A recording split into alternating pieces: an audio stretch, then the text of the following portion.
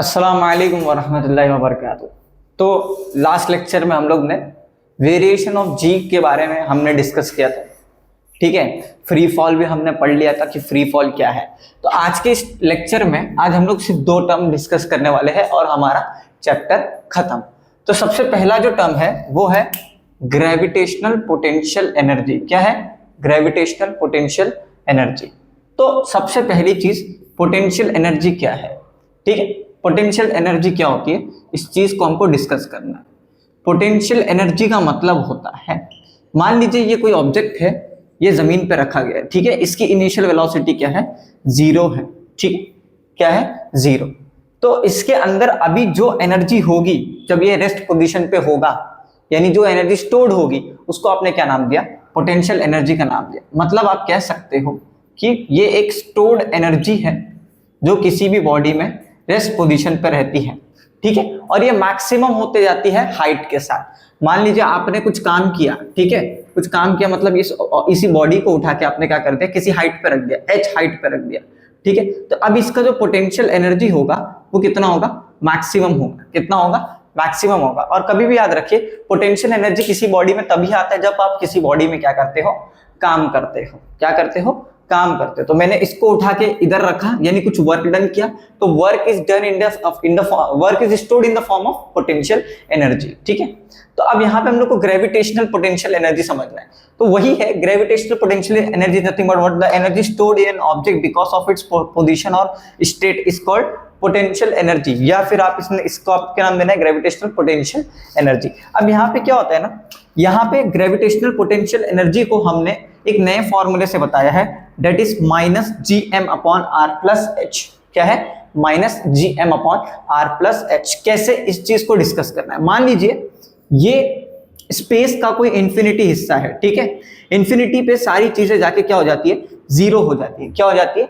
0 हो जाती है। चाहे वो कोई सी भी एनर्जी हो, क्या हो जाती है? 0 हो जाती है। अगर आप देखोगे 0 से अगर आप नीचे आओगे, मतलब ये वैल्यू इंफिनिटी से थोड़ा सा नजदीक आप यहां कहीं आओगे, तो यहां पे आपका कोई ना कोई जो भी वैल्यू होगा वो कैसा होगा? नेगेटिव में होगा। तो यहां पे आपका जो पोटेंशियल एनर्जी होगा, ठीक है, वो कैसा होगा? नेगेटिव होगा। आप बोलोगे सर ये R कहां से आया? तो ये gravitational potential energy G minus GM upon R plus H। H मतलब क्या? आपने कुछ हाइट तक आप यहां पे गए। ठीक है, इंफिनिटी के जस्ट नीचे आप क्या जाओगे तो आपको जो भी वैल्यू आएगा नेगेटिव पोटेंशियल आएगा। ठीक है, तो यहाँ पे ये formula minus GM upon R plus H, ये क्या है? ग्रेविटेशनल पोटेंशियल एनर्जी का फॉर्मूला है। लेकिन अगर आप सरफेस पे है तो माइनस GM अपॉन R लगाओगे तो भी आपका काम हो जाएगा। ठीक है, चलिए अब हम लोग आगे बढ़ते हैं, दैट इज एस्केप वेलोसिटी। क्या है? Escape velocity. सेम यही फिगर पे देखिए, यहाँ पे अर्थ है, ये अर्थ के ऊपर कोई बॉल रखा गया है। ठीक है, अब ये बॉल को आपने ऊपर फेंका, ठीक है, मान लीजिए यहाँ फेंका, तो ये बॉल नीचे गिर के वापिस आएगा। ठीक है, नीचे गिर के वापिस आएगा।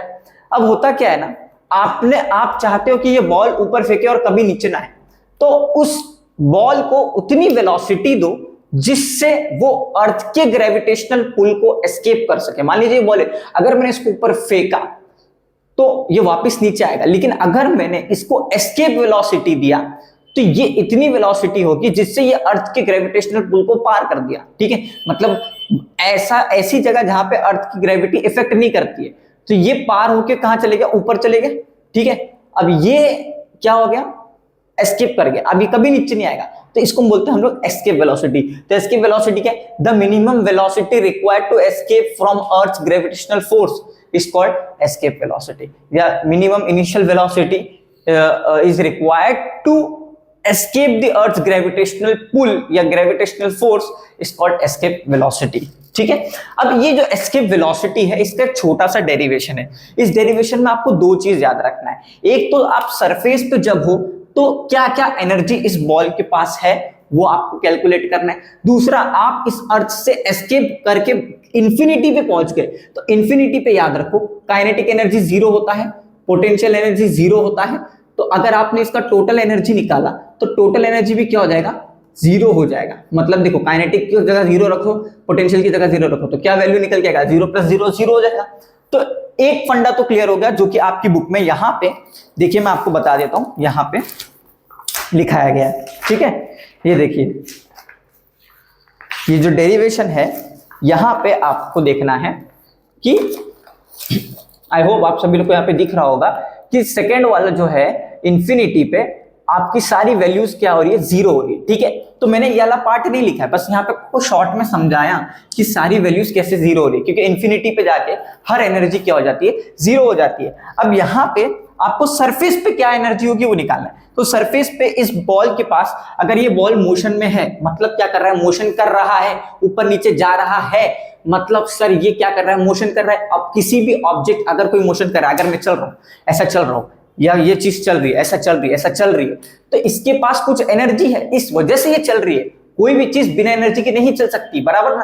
तो ये चीज मोशन में है, तो इसके पास कौन सी एनर्जी होगी, तो आप इसको बता सकते हो सर इसके पास कौन सी एनर्जी होगी, काइनेटिक एनर्जी होगी, बराबर। तो काइनेटिक एनर्जी इस बॉल की क्या होती है, half mv² escape. V escape velocity निकालते तो क्या लिखने का, एस्केप वेलोसिटी। अब दूसरा है पोटेंशियल एनर्जी, तो पोटेंशियल एनर्जी बराबर, अब अर्थ पे ये बॉल ऑब्जेक्ट रखा हुआ है, तो हाइट पे है नहीं, तो क्या लगाओगे, मैंने यहाँ पे बोला था हाइट पे जब जाओगे तो r+h लगाओगे, लेकिन सिर्फ अगर अर्थ पे रखा हुआ है तो देखिए ये सेंटर है, सेंटर से यहां तक का डिस्टेंस क्या होता है, r, बराबर। तो पोटेंशियल एनर्जी कितनी हो जाएगी, -gm/r। समझ में आ गया। तो kinetic energy plus potential energy, इसको आप प्लस करोगे तो आपको एक नई एनर्जी निकल के आएगी। तो यहीं पे हमने कहा कि from principle of conservation of energy, principle of conservation of energy क्या है कि energy can neither be created nor be destroy, बराबर। मतलब स्पेस की एनर्जी और ये क्या बोलते हैं सरफेस की एनर्जी इक्वल होगी, बराबर, थ्रू आउट द यूनिवर्स या थ्रू आउट द स्पेस। तो अब यहां पे देखो कैसे इस टर्म को लिखेंगे, ठीक है। ये देखिए, ये मैंने लिखा E1 क्या है मेरा, सरफेस का एनर्जी, ठीक है, ये E1 है हमारा, क्या है E1। तो सरफेस पे काइनेटिक एनर्जी कितनी है, हाफ ऑफ mv² के बराबर है, और पोटेंशियल कितनी है, -gm/r के बराबर है। तो देखिए half mv² escape plus -gmm/r is equal to क्या हो गया, 0, बराबर। अब प्लस और माइनस क्या हो जाएगा, माइनस हो जाएगा, तो इसी को स्टेप को यहीं पे कर देता हूं मैं। यहाँ पे देखो प्लस माइनस माइनस और ये इक्वल टू 0। अब यहाँ पे होगा क्या, अब आपने क्या करना है, इसको उधर लेके जाना है। ये टर्म को जब आप उधर लेके जाओगे तो क्या हो जाएगा, ये प्लस हो जाएगा, ठीक है। अब आप इसको मल्टीप्लाई बाय क्या कर दो, 2 कर दो, ठीक है, मल्टीप्लाई बाय 2 कर दो और मल्टीप्लाई बाय r कर दो, ठीक है। तो आपको v एस्केप क्या मिल जाएगा, taking square root both the side, तो स्क्वायर से रूट कैंसिल हो जाएगा, ठीक है। ये देखो स्क्वायर से रूट कैंसिल हो गया, बराबर। तो आपके पास वैल्यू क्या निकल के आ रहा है, 2gm/r इंटू r। तो gm/r क्या है, gm/r क्या होता है, यहां पे मैं लिख देता हूं, gm/r हमेशा याद रखना g होता है। तो आपको वैल्यू क्या निकल के आ गया, gm/r, g आ गया। तो v एस्केप कितना हो जाएगा, ये स्क्वायर से रूट कैंसिल, स्क्वायर रूट में आ जाएगा, तो वैल्यू क्या हो जाएगा, v escape is equal to √2gr, ठीक है। तो v एस्केप का क्या हो जाएगा वेलोसिटी, अब यहाँ पे देखो v एस्केप वेलोसिटी कितना हो जाएगा, 2 है, g का वैल्यू 9.8 होता है, r कितना होता है 6.4 इंटू 10⁶ होता है।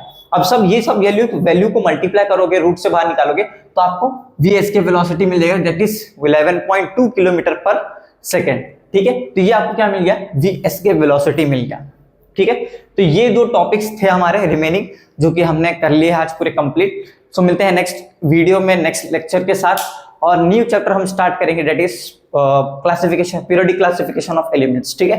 तो अगर इस वीडियो में अगर कुछ डाउट है या अभी भी कुछ डाउट है, तो आप जो रेगुलर बच्चे क्लास के वो तो देख सकते हैं, और या तो आप कमेंट कर दीजिए, मैं वहां पे आपको बता दूंगा, ठीक है। तो और या फिर आप चाहते हैं एक रिकैप वीडियो, तो उसके ऊपर एक रिकैप वीडियो बना लिया जाएगा, जहां पे आपको पूरी चीज और मैं अच्छे से समझा दूंगा, ठीक है। तो thank you very much students, मिलते हैं नेक्स्ट वीडियो में किसी नए टॉपिक के साथ।